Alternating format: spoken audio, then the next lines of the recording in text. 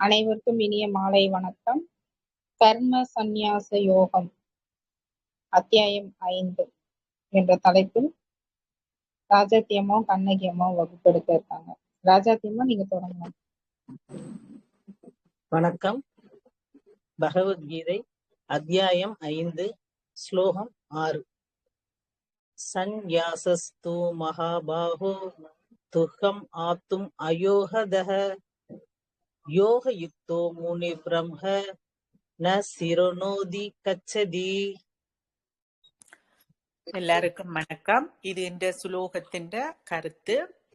தம்மிடம் உள்ள ஆன்மாவை மீண்டும் கண்டுகொள்வதற்கு சரியான செயல்முறை அவசியம் என்று புராதன காலத்தில் நமது ஞானிகள் கூறிய முடிவை கிருஷ்ணர் இங்கு அழுத்தந்திருத்தமாக சந்தேகத்துக்கிடமில்லாத வகையில் எடுத்துரைக்கிறார்.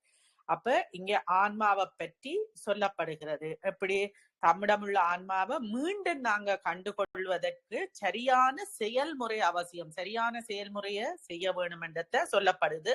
புராதன காலத்து ஞானிகள் கூறிய முடிவை இங்க கிருஷ்ணர் அழுத்தம் திருத்தமாக சந்தேகத்துக்கிடமில்லாம சொல்லுகிறார். நம்மிடம் ஒரு பொருள் இருக்கும் போதுதான் அதை துறப்பதா இல்லையா என்ற பிரச்சனையே எழுகிறது. அப்ப எங்கள்கிட்ட ஒரு பொருள் இருக்கேக்கதான் அதை துறக்கிறதோ விடுறதோ வச்சிருக்கிறதோ என்ற பிரச்சனை வருகுது. செயலே புரியாதவர்கள் எப்படி செயலை துறக்க முடியும்? செயலே புரியலி என்றா பிறகு எப்படி செயலை துறக்கிறது என்ற கேள்வி கேள்படுது.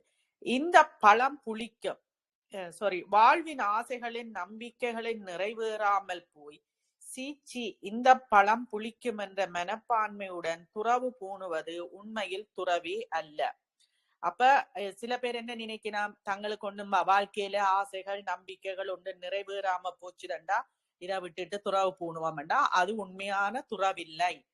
அதைத்தான் இங்க சீச்சி இந்த பழம் புளிக்கும் என்ற மனப்பான்மையோட துறவு பூன்றது தவறு.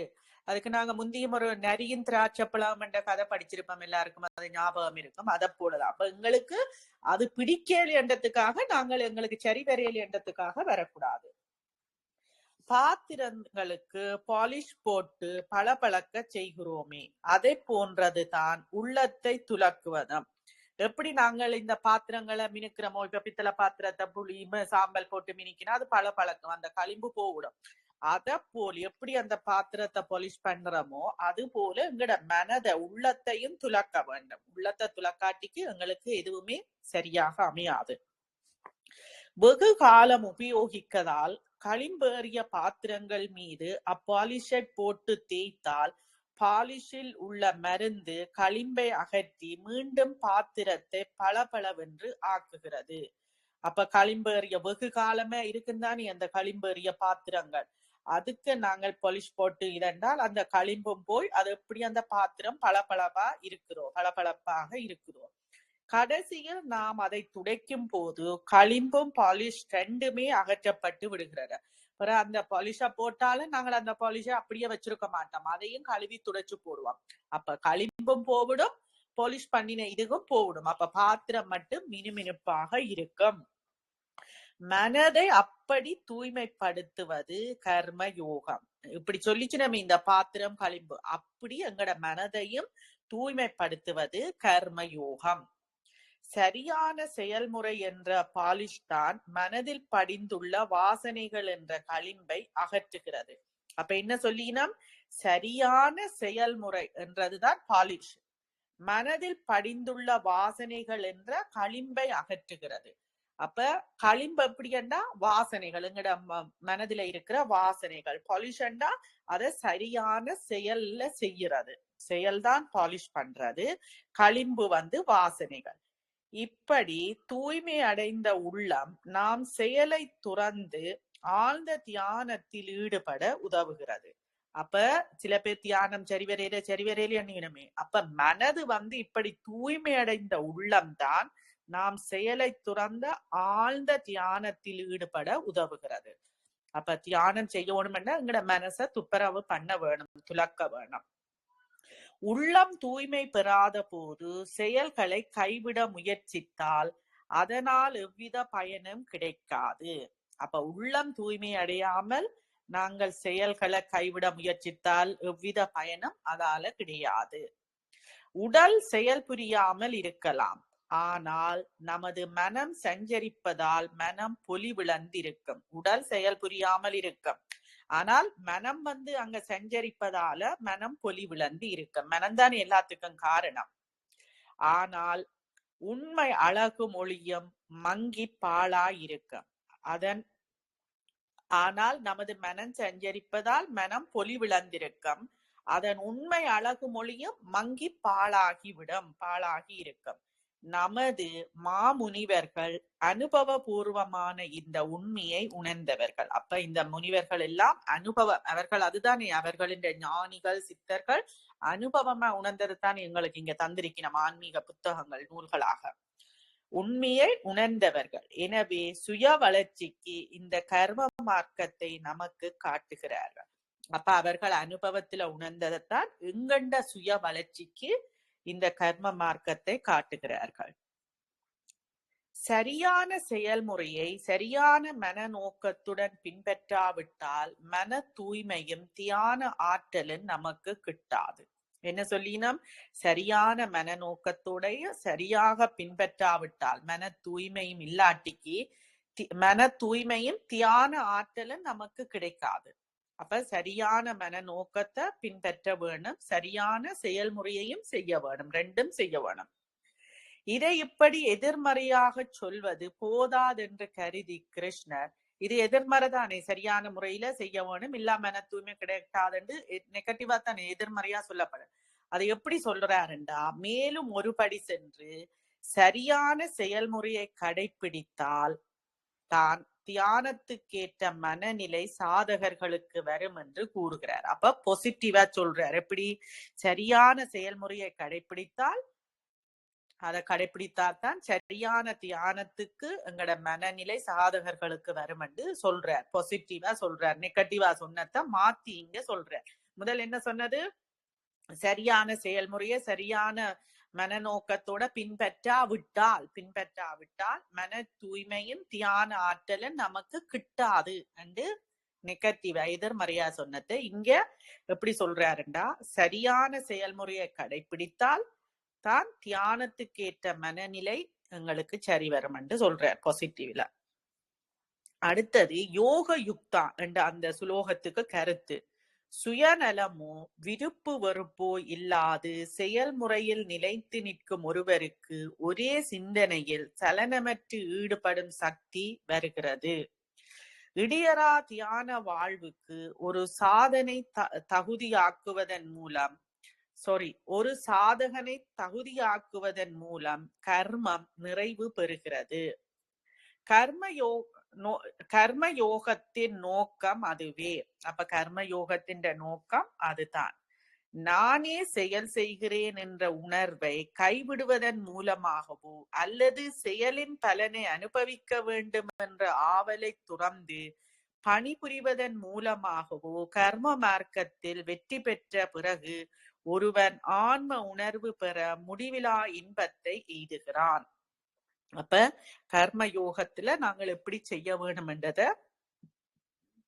இங்கே சொல்லப்படுகிறது. நான் செயல் புரிகிறேன் என்றோ உணர்வை கைவிடுவதன் மூலமாகவோ அல்லது செயலின் பாவனையை அனுபவிக்க வேண்டும் என்ற ஆவலை துறந்து எல்லாத்தையும் துறந்து பணிபுரிவதன் மூலமாக கர்ம மார்க்கத்துல வெற்றி பெறலாம். இந்த முறையில் வெற்றி பெறுவதற்கு கால வரையறை எதுவும் சொல்லவில்லை. அப்ப இந்த இதுல எவ்வளவு காலம் என்ற வரையறை சொல்லப்படவில்லை. இதை பின்பற்றி வெற்றி கண்டவர் ஆன்ம உணர்வு பெறும் நாள் வெகு தூரத்தில் இல்லை. அப்ப இதை ஃபாலோ பண்ணி பின்பற்றி வெற்றி கண்டவர்கள் ஆன்ம உணர்வை பெறுகிறது வெகு தூரத்தில இல்லை என்று கிருஷ்ணர் சொல்லுகிறார். இதை நினைவு வைத்துக் கொண்டால் செயலை துறப்பதை விட அதை செய்து வருவதே மேலானது என்று இந்த அத்தியாயத்தின் 2வது பாடலில் கூறிய காரணம் தெளிவாகும்.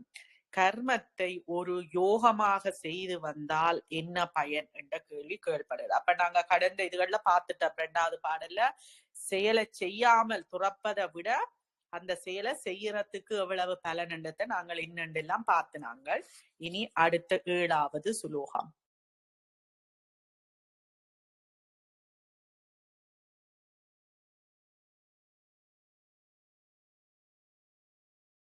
ராஜாத்தி அம்மா.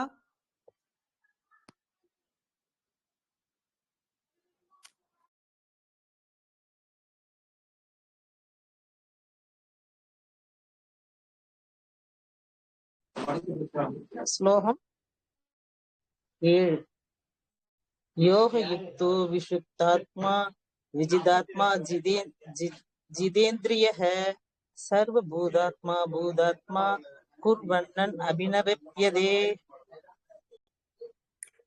இதுன்ற கருத்து, கர்ம யோகத்தை தியானத்துடன் இணைத்து பின்பற்றும் ஒருவர் கூடிய விரைவிலேயே முழுமை நிலையை அடையும் அனுபவத்தை காண்கிறார் என்று கிருஷ்ணர் முந்திய பாடலில் பொதுப்படையாக கூறினார். அப்ப முந்தின பாடல்ல என்ன சொல்லி இருக்கிற, கர்மயோகத்தை தியானத்துடன் இணைத்து பின்பற்றும், ரெண்டையும் சேர்த்து பின்பற்றும் ஒருவர் விரைவிலேயே முழு நிலைமை அடையும் அனுபவத்தை காண்கிறார் என்று சொல்லப்பட்டிருக்கு பொதுப்படையாக. அந்த அகநிலை புரட்சி எப்படி நடக்கிறது என்று தர்க்க ரீதியாக அவர் இங்கு விளக்குகிறார். அப்ப அந்த அகநிலை தான் தியானத்துக்கு அகநில பயணம் தானே, புற இது இல்ல.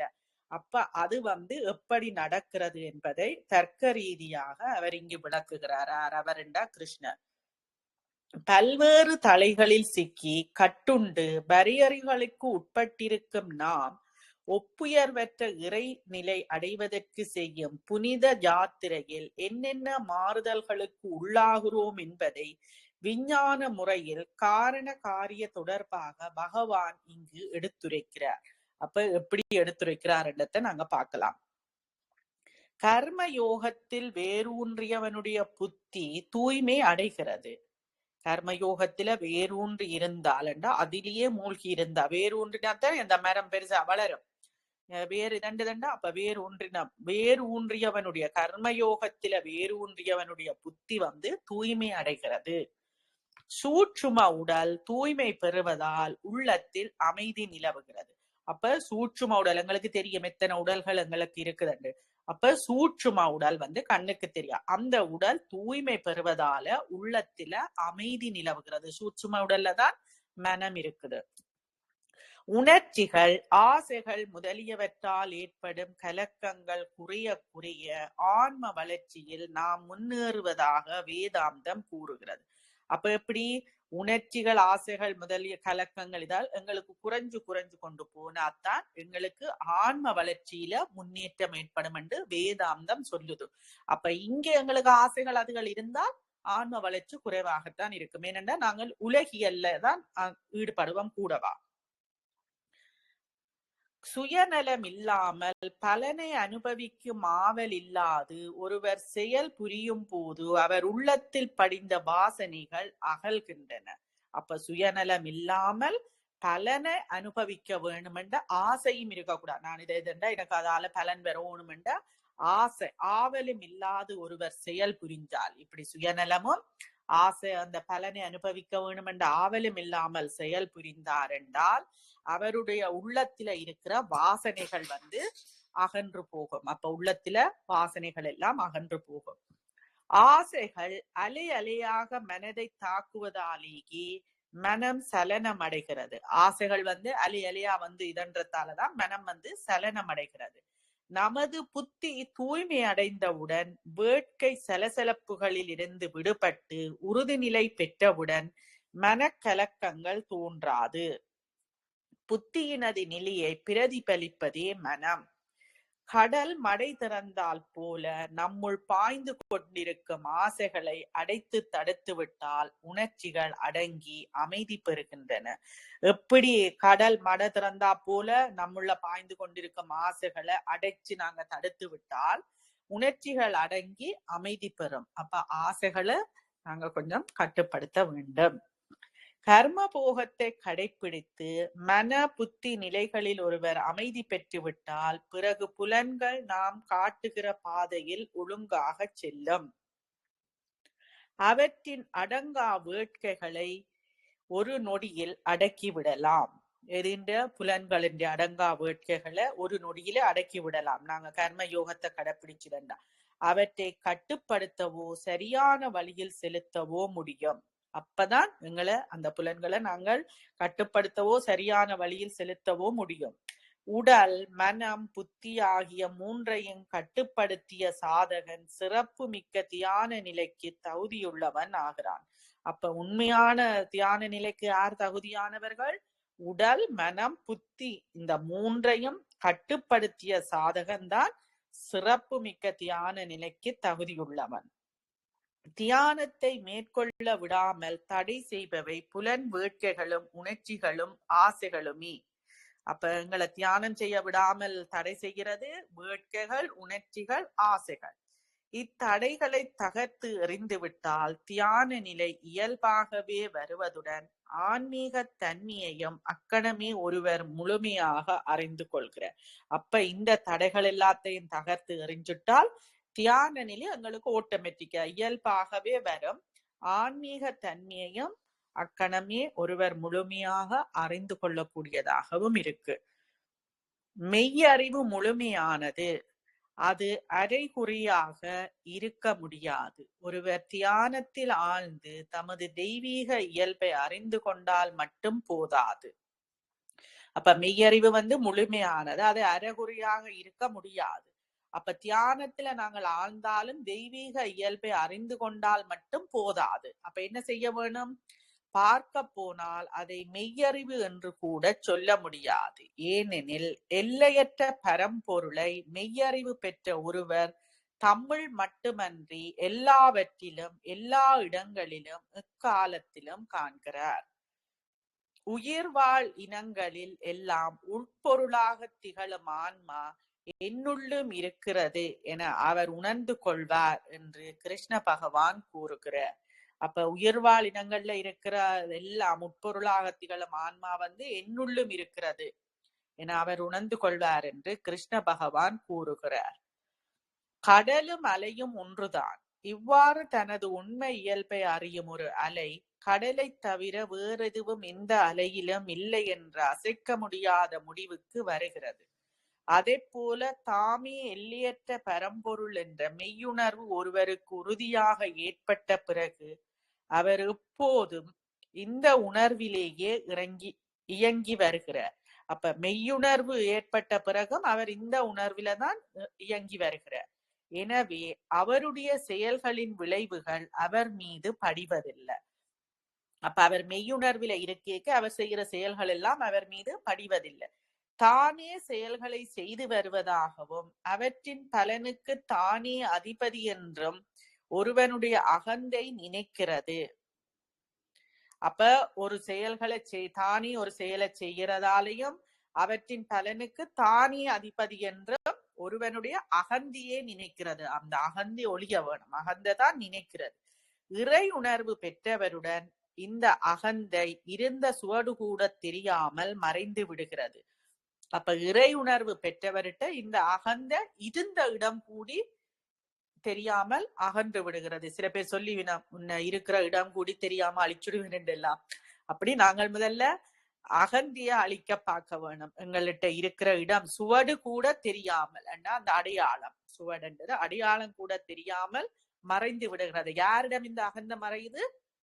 மெய்யுணர்வு பெற்ற இறையுணர்வு பெற்றவர்களிடம். எனவே அவருடைய செயல்கள் எவ்வித வாசனையையும் அவரது உள்ளத்தில் ஏற்படுத்துவதில்லை. அதனால அந்த இறையுணர்வு பெற்றவற்ற செயல்கள் எவ்வித வாசனைகளையும் அவற்ற உள்ளத்தில ஏற்படுத்தாது. நீர்மேல் எழுதிய எழுத்து போல அவை வாசனைகள் ஏற்படுத்தாமலே போய்விடுகின்றன. நீர்மேல எழுத இயலாதுதானே. அப்ப அதுக்குத்தான் இங்க நீர்மேல் எழுத்து போலன்னு சொல்லப்படுது. இப்ப நாங்க எல்லாத்திலையும் எழுதலாம், நீர்மேல எழுதினா அது அழிஞ்சிடம், எழுதவும் முடியாது. அப்படி வாசனைகளை ஏற்படுத்தாமலே போய்விடு. அப்ப வாசனைகளை நீர்மேலே எழுத முடியாது. அதே போல அவர் செயல்கள் வாசனைகளை ஏற்படுத்தாமலே போய்விடுகிறது. மொத்தத்தில் தமது கர்மயோக கொள்கையை கிருஷ்ணர் இந்த அத்தியாயம் முழுவதிலுமே வலியுறுத்தி வருகிறார். அப்ப இந்த அத்தியாயம் முழுக்க கர்மயோகத்தை சொல்றார். வெவ்வேறு முறைகளில் அதை அழகான சொற்கோவைகள் மூலம் பல்வேறு வகைகளில் குறிப்புணர்த்துகிறார். அகந்தியை மையமாக கொண்டு தோன்றும் செயல்கள் மட்டுமே ஒருவனுடைய புத்தியில் வாசனை தூள் படலத்தை படியச் செய்கின்றன என்றும் அதனால் தனது நிரந்தரமான தெய்வீக இயல்பை அறிந்து கொள்ள இயலாதவாறு அவருடைய விவேகம் மங்கி விடுகிறது என்றும் இந்த பாடலில் பகவான் விளக்கமாக தெரிவிக்கிறார். அப்ப என்ன சொல்லப்படுகிறது?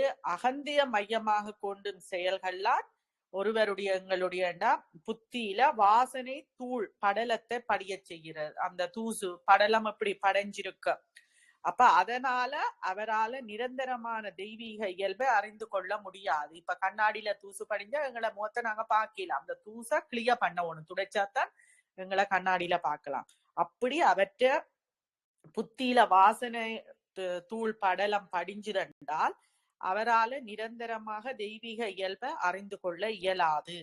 அவருடைய விவேகம் மங்கி விடுகிறது. ஏனென்றா அவற்ற இதுல வாசனைகள் தானே படிஞ்சிருக்கு. அப்ப அவற்ற விவேகம் மங்கி விடுகிறது என்று இந்த பாடல்ல சொல்லப்படுகிறது. ஒப்பற்ற ஆன்ம உணர்வில் நிலைத்து பிரபஞ்சத்தின் இயக்கத்துடன் ஒருமைப்பாடு பெற்ற ஞானியின் அகநோக்கு பற்றி மேலும் சில விவரங்கள் சொல்லப்படுகிறது. அது 8-9வது சுலோகத்துல இன்னும் விவரமாக சொல்லினான். யார? ஆன்ம உணர்வில் நிலைத்து பிரபஞ்ச இயக்கத்துடன் ஒருமைப்பட்ட ஞானியின் அகநோக்கு பற்றி சொல்ல போயினான் அடுத்த 2 சுலோகத்திலையும். ஸ்லோகம் 8-9. நைவ கிச்சின் கரோமீதி யுக்தோ மன்யேத தத்வவீத் பஷ்யத் ஸ்ருவன் ஸ்ப்ரஷுஜிக்ரன் அஷ்னனன் கச்சன் ஸ்வபன் ஸ்வசன் பிரபலன் விஸ்ருஜன் கிருஹ்ணன் உன்மிஷன் நிமிஷன் அபி இந்திரியான் தேஷு வர்த்தந்த இதிதாரயன்.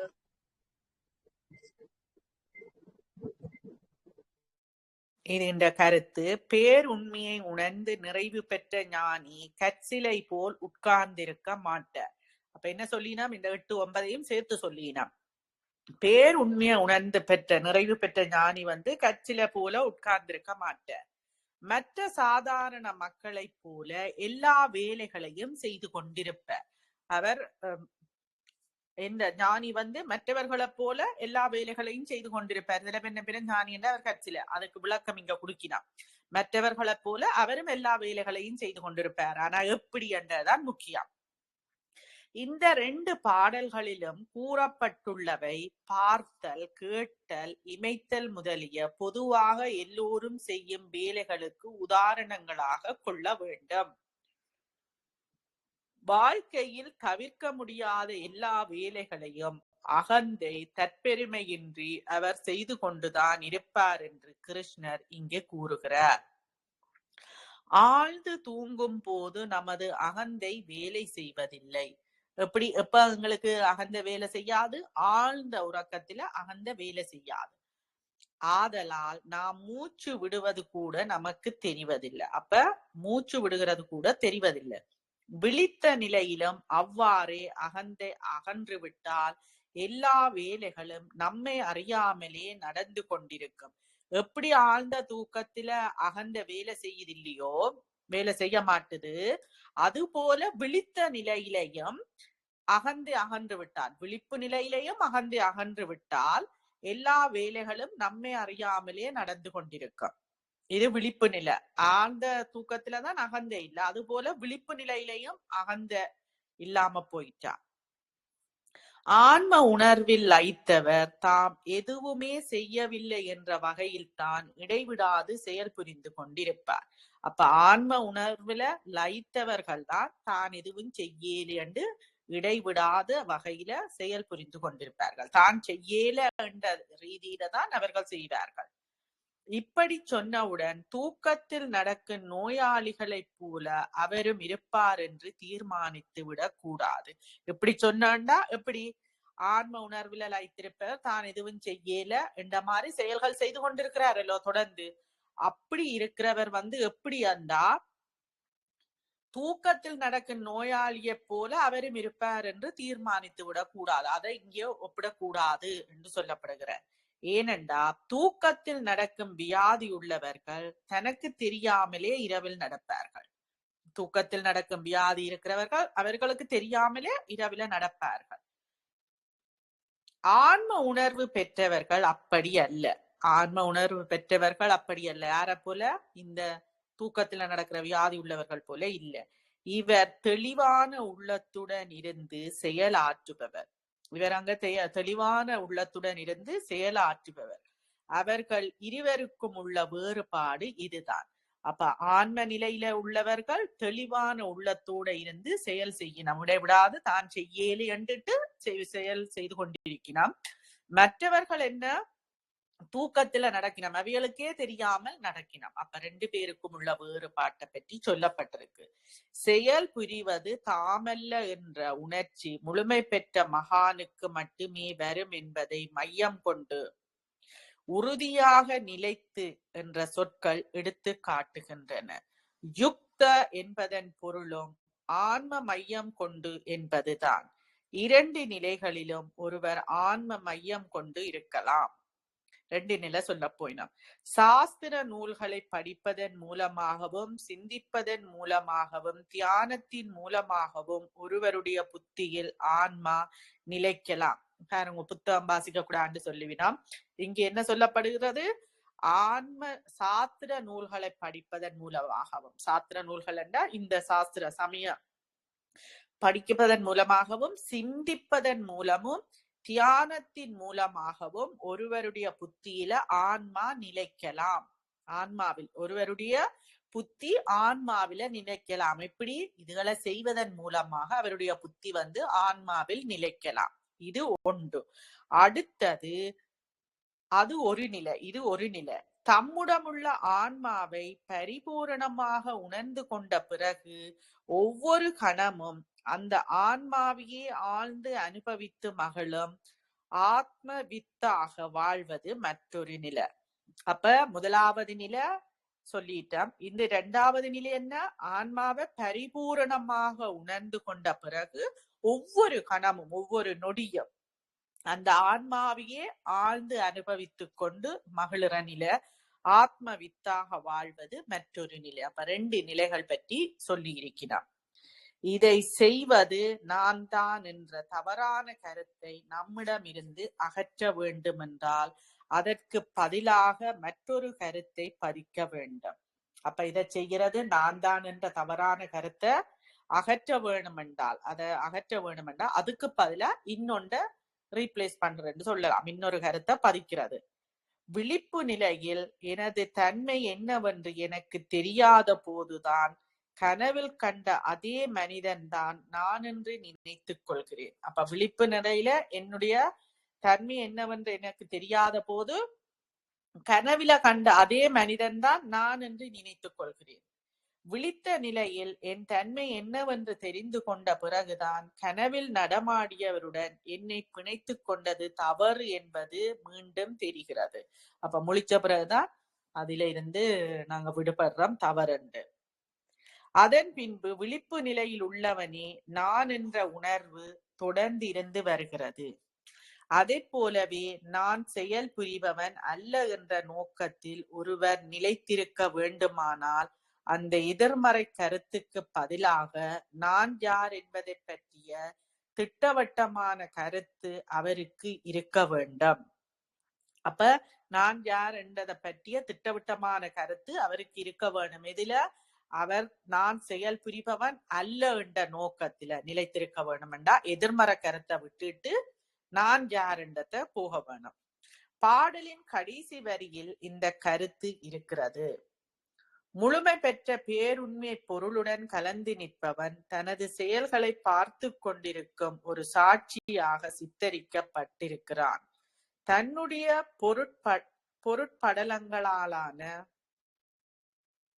பொருட்படலங்களாலான பல்வேறு உறுப்புகள் பொருள் உலகத்தில் செய்யும் வேலைகளை எல்லாம் பார்த்து கொண்டிருக்கிறான். கடலுக்கு உணர்வு இருக்குமானால் தன்னிடம் தோன்றி எழுந்து தனது பெருமையை பறைசாற்றும். அவைகளை பார்த்து கொண்டு சும்மா இருக்கும். அப்ப கடலுக்கு உணர்வு இருக்குமானால், கடலுக்கு உணர்வு இருக்குமானால் கடல்ல இருந்துதான் இந்த அலைகள் தோன்றது. தன்னிடம் தோன்றி எழுந்து தனது பெருமையை பறைசாற்றும் அலைகளை பார்த்து கொண்டு சும்மா இருக்கும். அது போல எப்படி அந்த கடலை சொல்லினமோ அது போலவே தனது ஆன்ம உணர்வில் ஆழ்ந்து விட்ட மகான், தன்னுடைய ஆன்ம உணர்வில் ஆழ்ந்து விட்ட மகான் தனது அவயவங்கள் செய்யும் வேலைகளை எல்லாம் வெறும் சாட்சியாக இருந்து பார்த்து கொண்டிருப்பார். அப்ப ஆன்ம உணர்வு பெற்ற மகானுடைய வேலைகள், அவற்றை அவயவங்கள், கை கால் இதுகள் எல்லாம் செய்கிற அவயவங்கள் செய்கிறது எல்லாத்தையும் அவர் ஒரு வெறும் சாட்சியாக பார்த்து கொண்டிருப்பார். ஆறு ஆன்ம உணர்வு பெற்றவர், நாங்கள் இல்ல. இந்த வரிகளை நான் டைப்படித்துக் கொண்டிருக்கும் போது என் விரல்கள் சடசடவென்று எழுத்துக்கு எழுத்து தாவுவதை காண்கிறேன். அப்ப இந்த எழுத்துக்களை டைப் பண்ணிக்கையும் அந்த விரல்கள் சடச்சடண்டு இன்னொரு எழுத்துக்கு தாவரத்தை தான் காண்கிறேன். நான் ஒதுங்கி இருந்து பார்க்க பார்க்க அது மிகவும் வேடிக்கையாக தோன்றுகிறது. அவர் விலத்தி ஒதுங்கி இருந்து பார்க்க அது மிகவும் வேடிக்கையாக தோன்றுகிறது. ஒரு ஞானி அவ்வாறு தனது ஆன்ம கோயிலின் தெய்வ பீடத்தை அடைந்து விட்டால் பிறகு தனது பொருட்பகுதிகள் ஏதோ தாமாக இயங்குவது போல ஆயிரம் வேலைகள் செய்து மகிழ்வதை பார்த்து கொண்டிருப்பார். அப்ப எப்படி அந்த ஞானி ஆன்ம கோயிலின் தெய்வ பீடத்தை அடைஞ்சிட்டால் பிறகு அவருக்கு என்ன, தனது பொருட்பகுதிகள் ஏதோ தாமாக இயங்குவது போல ஆயிரம் வேலைகள் செய்து மகிழ்வதை அவர் பார்த்து கொண்டிருப்பார். அவருக்கும் செயல் புரியும் அங்கங்களுக்கும் சம்பந்தம் இல்லை. அப்ப அவருக்கும் செயல் புரியும் அங்கங்களுக்கும், இந்த உடம்புல இருக்கிற அங்கங்களை தான் சொல்ல, அதுக்கும் சம்பந்தம் இல்லை.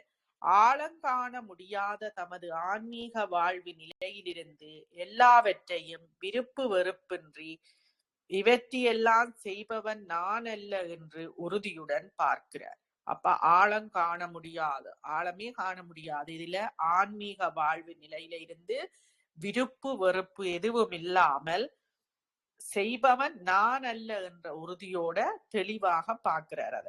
ஆனால் அப்பேருண்மையை உணராமல் இருக்கும் ஒருவர் செயல்முறையில் ஈடுபடுவது எப்படி? அவர் எப்படி என்றதை சொல்லி போட்டு, ஆனால் அப்பேருண்மையை உணராமல், அவர் இறை உணர்வை பெற்றவர்கள் தானே இவியல் இப்படி இருப்பினார். அப்ப பேருண்மையை உணராமல் இருக்கும் ஒருவர் செயல்முறையில் ஈடுபடுவது எப்படி என்றதை அடுத்த குறள்ல சொல்லிக்கலாம். அடுத்த குறளை நாங்கள் அடுத்த வகுப்புல பார்க்கலாம். இவ்வளவு நேரமும் இருந்து கேட்டதற்கு நன்றி.